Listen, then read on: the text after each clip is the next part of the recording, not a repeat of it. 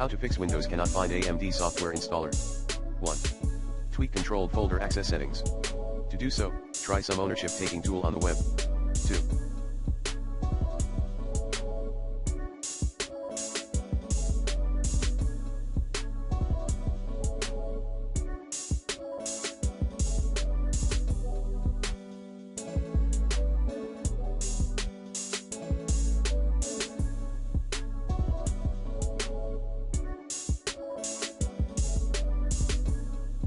Temporarily disable security software.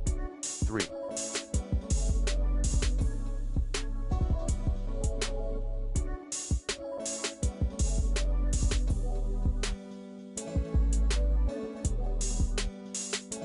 Reinstall Microsoft Visual C++ redistributable.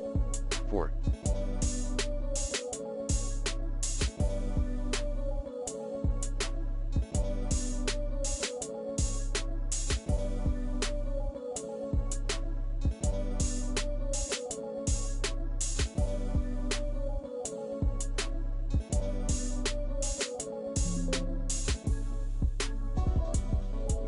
Uninstall then reinstall the AMD drivers.